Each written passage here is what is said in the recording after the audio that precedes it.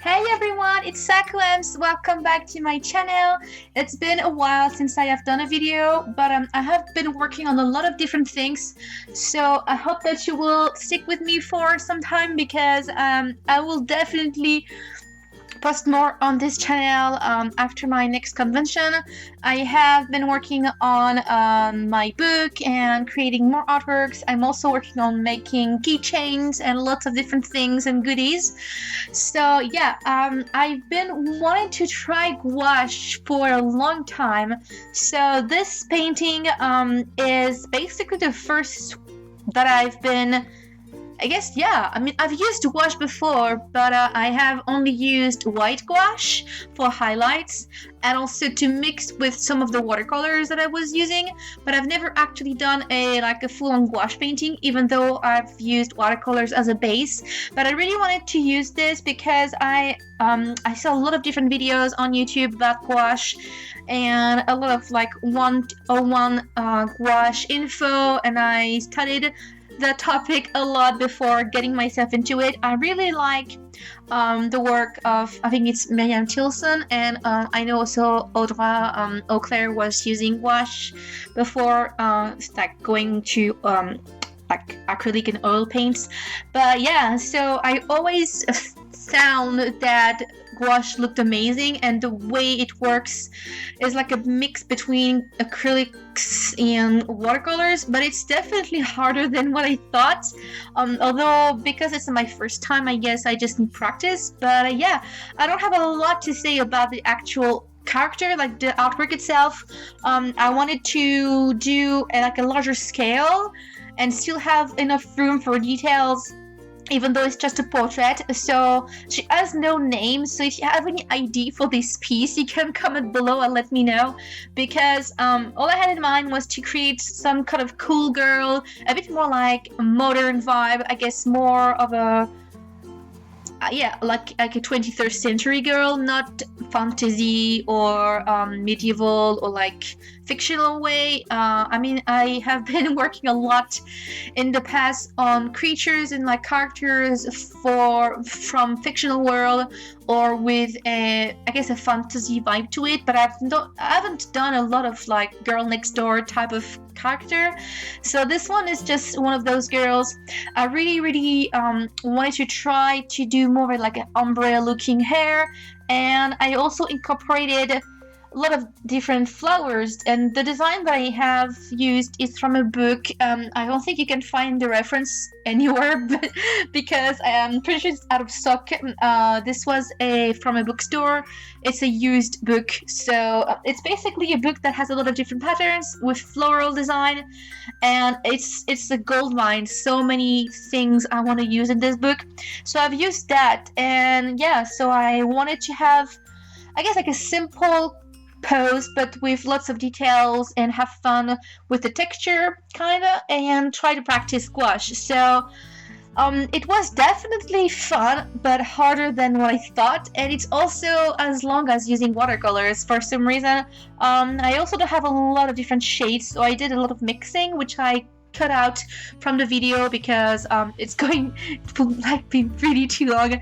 I think I spent a lot of time actually mixing shades, even though I have tones for flesh, like a flesh tone, but it's way too intense and orangey looking, so I have to have a bit of what I tried to do was neutralizing the color itself, so I added a bit of blue to it and a tiny bit of white, so to have more of a grayish skin tone. Not as saturated, but it was definitely a lot of fun. I really like how it turned out. I'm definitely going to use gouache again, probably also for my book illustration. If you want to I guess I can talk a bit more about my book and the projects that I'm working on, because I don't have a lot to say about this piece. Yeah, I really like it. I spent, I think, 7 hours on this, and I really loved working also with this new Winsor & Newton ink. I finally splurged and I got the Winsor & Newton ink gold and silver tone. They are amazing. I mean, I already knew that, but just seeing them in person and using them. The pigmentation isn't insane. The bottle is expensive. I think I paid like €450, and so it's about I think it's like around $5 or $6 or US.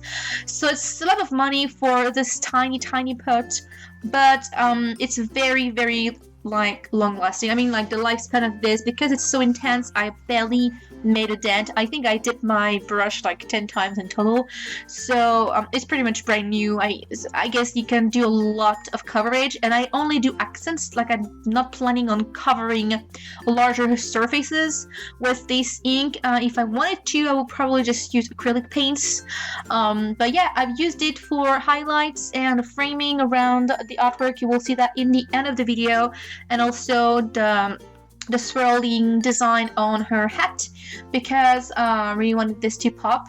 And so when you look at the sheen of it in the light, it's really nice because it has like a nice effect. Like, it's very silvery, but it's not too intense. I think I didn't do it like really opaque, but I really like it that way. So it's just nice to have this kind of effect. Yeah, I think I said anything that I wanted to say about this piece. If you wanted, of course, as always, it's in my store, and I will have prints and maybe like a bookmark design. And yeah, and for my next projects and such, I am still working on a new coloring book. Hopefully it will be released for the summer. And as for my actual project, like my illustration, like a graphic novel kind of book, this is getting worked on, but it's very, very long because I have to create characters and sceneries and the story, and I'm used to only doing girls, and I have to draw male characters, so it's going to be a long process book, like projects.